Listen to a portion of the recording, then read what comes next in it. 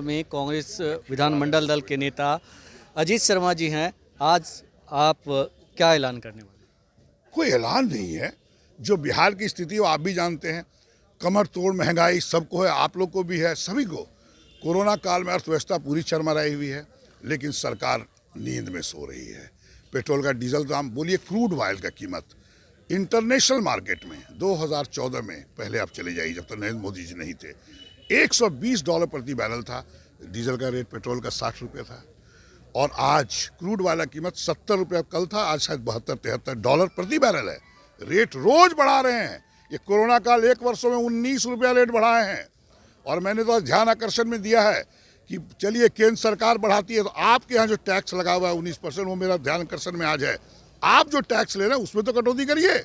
जनता को आफत में, किसान जो ट्रैक्टर चला रहे हैं, पंपिंग से सिंचाई के लिए चलाते हैं, उसमें भी डीजल का उपयोग करते हैं, उनकी महंगाई बढ़ गई है। और किसान को जब तक उनके लागत नहीं आएंगे, किसान देश की अर्थव्यवस्था की रीढ़ होती है। 70% किसान भाई है, उनको एमएसपी का रेट नहीं मिल पा रहा। 1868 रुपये से धान खरीद हो रही है, सब औने पौने भाव में 11 साढ़े 1100 में बेच रहे हैं। 6% एमएसपी मिलता है।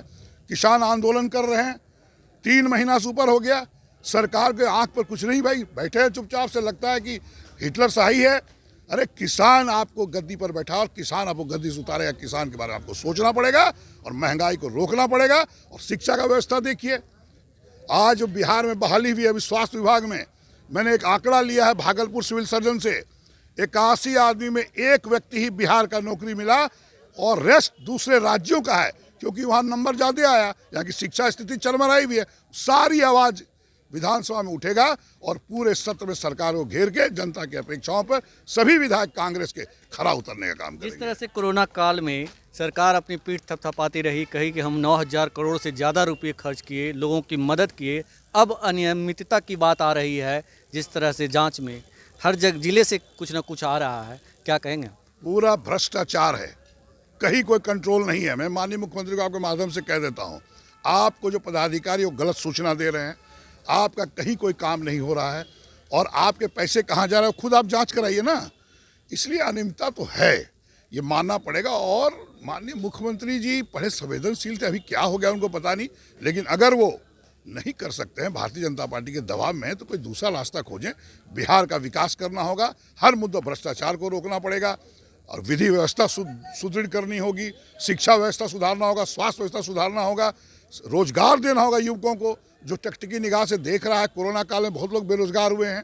नरेंद्र मोदी जी 14 में बोल दिए 2 करोड़ युवकों को प्रत्येक वर्ष रोजगार देंगे। अभी आपके मैनिफेस्टो में भारतीय जनता पार्टी ने इस बार चुनाव में 19 लाख रोजगार देने की बात की है, मतलब 50,000 लोगों को पर जिला में।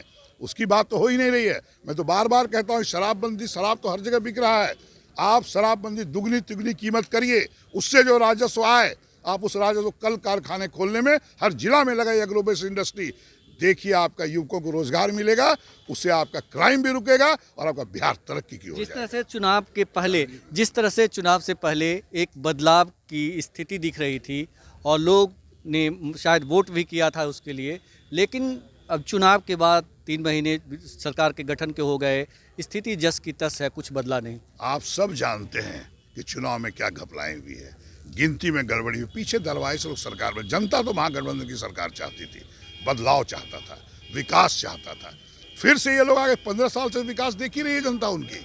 इस बार फिर से वो आई है, चोर दरवाजे से आई है, लेकिन जनता बिल्कुल देख रही है। अगर इस बार आप खड़े नहीं उतरोगे, इसलिए हम लोगों ने, कांग्रेस विधायकों ने तय किया है, सारे मुद्दाओं पर उनको घेरने का काम करेंगे और उनको जवाब जनता को देना पड़ेगा, जनता का विकास करना पड़ेगा। और अगर नहीं करेंगे, जनता के साथ मिलकर कांग्रेस उनको जवाब देगी। जिस तरह से राहुल गांधी सरकार को समय समय पर चिताते रहते, जैसे कोविड में उन्होंने चिताया था, इन तमाम मुद्दे हैं जो राहुल गांधी पहले आगाह करते हैं, लेकिन उनका मजाक बना दिया जाता है। क्या लगता है कि जनता 2024 में राहुल गांधी को सत्तासीन करेगी? देखिए, कांग्रेस पूरी सच्चाई पर 1947 से देश के लिए किया। अर्थव्यवस्था किसने मजबूत किया, ये सब जानते हैं। जिस समय डीजल पेट्रोल सत्ता में थे, $120 प्रति बैरल से भी ऊपर रेट था। क्या डीजल पेट्रोल की कीमत 60 रुपये के आसपास था। अभी क्रूड वाला कीमत 70, अभी तो 40 था, अभी बढ़ के हुआ है 70-72 आज डॉलर प्रति बैरल हुआ है। रेट कहाँ से कहाँ, रोज प्रतिदिन डीजल पेट्रोल का दाम बढ़ रहे हैं, कोई कंट्रोल नहीं है। पैसे घटती है, टैक्स बढ़ा दो। बिहार सरकार भी कितना टैक्स लगा रही है। मैंने तो आज ध्यान आकर्षण दिया हूँ कि आप ठीक है केंद्र सरकार नहीं घटा रही है तो आप तो माननीय मुख्यमंत्री जी आप जो टैक्स है वह तो घटाइए। किसान अर्थव्यवस्था के रीढ़ होते हैं, किसानों को मजबूत कीजिए। और डीजल पेट्रोल का कीमत बढ़ाने का मतलब महंगाई बढ़ना। सारे लोगों मध्यवर्गीय हो, लोअर मिडिल क्लास हो, सबको महंगाई बढ़ रही है। गैस चूल्हे का अब गैस का दाम बढ़ा रहे हो, महिलाएं त्राहिमाम में हैं। एक तो कोरोना काल में अर्थव्यवस्था चरमराई हुई है और सबका रेट आप बढ़ाए जा रहे हो। सरकार होती है जनता को देखने के लिए, आप देख नहीं रहे, जनता इसका जवाब देगी और हम लोग सदन में इसको घेरने का काम करेंगे। तो ये थे कांग्रेस के वरिष्ठ नेता अजीत शर्मा जी, जिनका कहना था कि न सिर्फ राज्य सरकार बल्कि केंद्र सरकार भी फेल रही है, जनता के उम्मीदों पर खरी नहीं उतरी है।